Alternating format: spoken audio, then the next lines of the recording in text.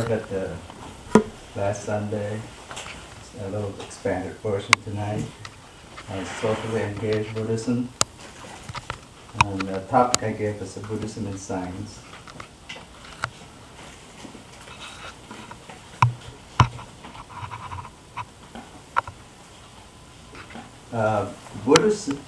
Buddhism views nature into 5 aspects of natural laws. The orderliness of nature.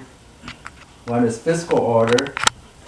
So this deals with physical inorganic order, such as temperature, environment, seasons, and so on.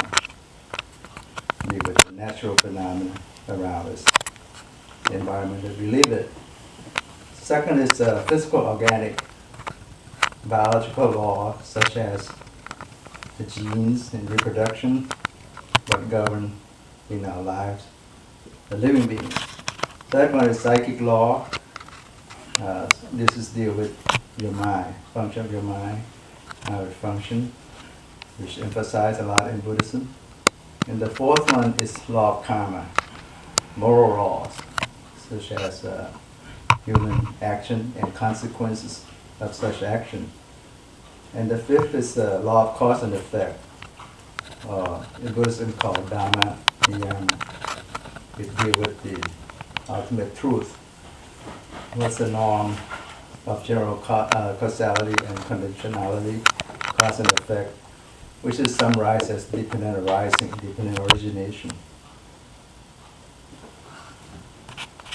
So, in Buddhism, the Buddha described this as interdependent or interrelated.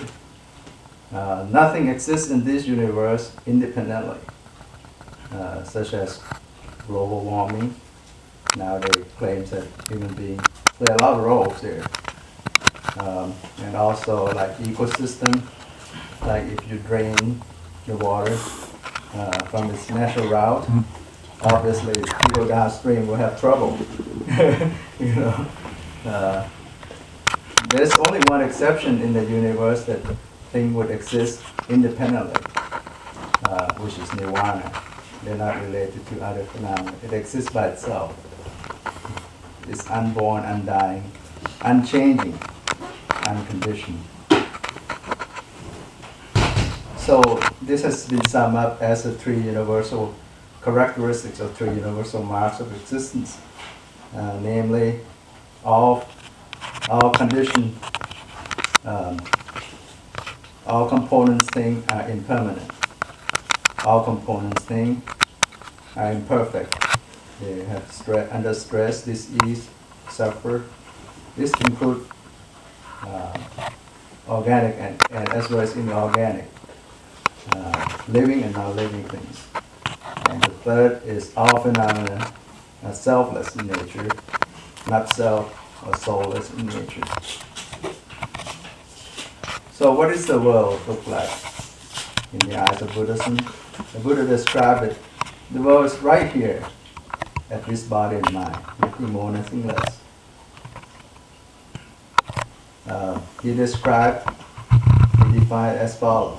The world, I define the world, the cause of the world, the end of the world, and the path towards the end of the world. In this body, 6 foot tall, 8 inch wide, equipped with perception and mind, or you can sum up as the 5 aggregates of clinging. When you cling, what happens is suffer arise. The world becomes a problem of suffering because from your clinging. And the cause of the world is because you have craving. You become the cause of the world, the cause of suffering. And the end of the world, or Nirvana, we described a little bit there, is the end of suffering. And then the path towards the end of the world is the middle path, which we will talk further later on. It's been described in the sutra, in the Planetary. So what happens is that we generate this cell image hologram. Independent arising is called nama rupa. It's the nama rupa means the form of the phenomena, the form of your thoughts, basically. The image of your thoughts. You generate a self-image hologram of yourself like this. This doesn't exist if you generate that. And from that you become. And then you're born into it. Your thought have a life of itself, becoming your thoughts, and you're born into your thoughts. It's a thought process. And this is what has been described as a way of life, dependent origination from your ignorance, not knowing the truth.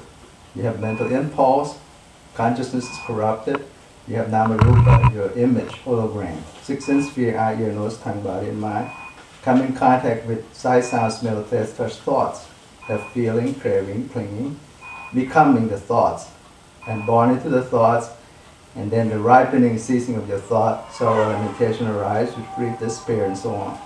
With unawareness, this cycle keeps going on. It's called wheel of life. How I was born is because of that. When you have awareness, this will cease. The cycle broke down. It's a receding cycle. I disappeared. Because you see selfless nature, and voila, Nirvana, the ultimate peace and happiness.